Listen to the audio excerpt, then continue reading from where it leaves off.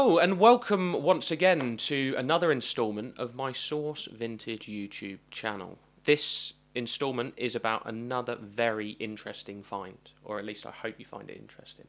This one has blown my mind. The more I've looked into it, the more I've researched, the more it's just spiraled, and the information that I've managed to get is, well, just quite incredible. It's really brought this item to life. This little Victorian glass tumbler, not just any little Victorian glass tumbler. This drinking vessel is heavily engraved with some quite incredible artwork.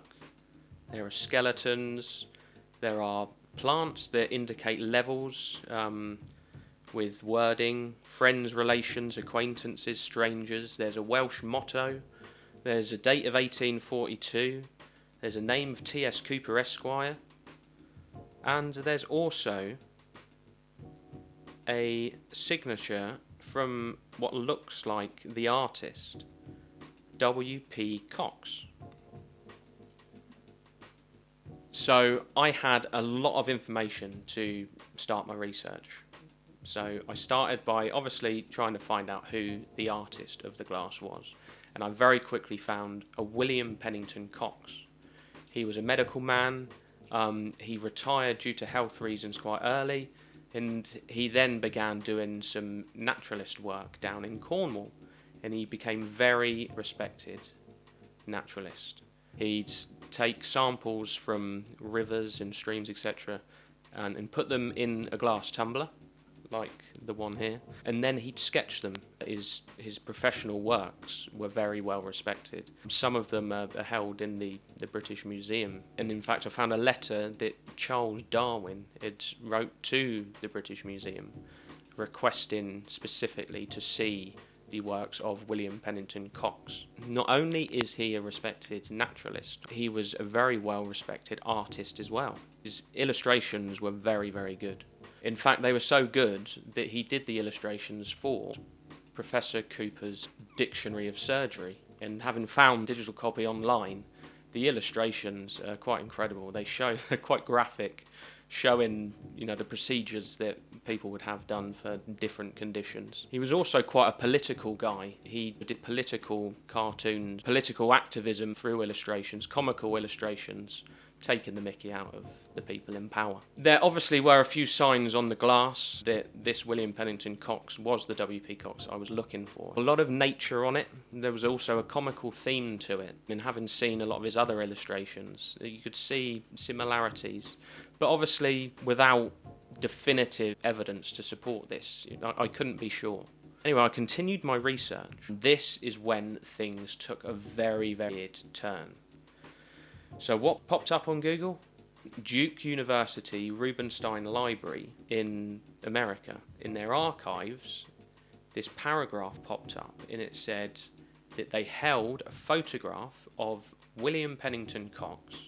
They had his signature, as well as a sketch, which was of a skeleton sat on a globe and a Welsh motto. Would you Adam and Eve it? Let me just show you. Skeleton sat on a globe. Welsh motto. Unbelievable, Jeff. So, I contacted them instantly. The hairs went up on the back of my neck, and they said that they could send me an electronic copy of the items that they held. So it took a few weeks, but I received it, and look at this. This is what they sent me. This is basically one of the illustrations on my glass, exactly the same Welsh motto, and I think for sure this confirms that the artist of my glass was William Pennington Cocks. The signature matches. Well, how did it get to America? Why is this sketch, why is this photo in America, in the Rubenstein Library? Why is the glass here? It's all very, very, very strange coincidences. Now, I contacted a few museums in Cornwall which hold some of his sketches. Falmouth Art Gallery got back to me, and they know somebody who was a bit of an expert on William Pennington Cocks, so they put me in contact with him, and they said he'd be very excited to see the photographs of this glass. So I had a chat with him, and he said that there was very little known about his personal life. But interestingly, he told me that the sketches that William Pennington Cocks has done throughout his career have become quite collectible. In fact, he said that there was a sketchbook. It went to auction 2 or 3 years ago, and it was eventually won by a gentleman. He couldn't remember the final price, but he said it was thousands. But he said he never knew, he'd never seen any of Cox's work engraved on glass. This could be a complete one-off piece of his art on a glass.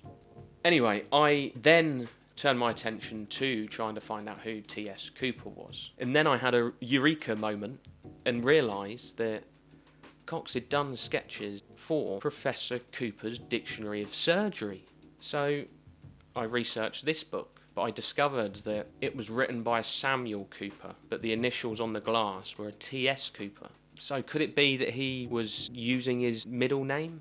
Some people do that. Perhaps Cocks knew that his first initial was T. The links are there for sure, but I'm not sure we will ever know who T.S. Cooper really is. Suspicion is that it is Professor Cooper.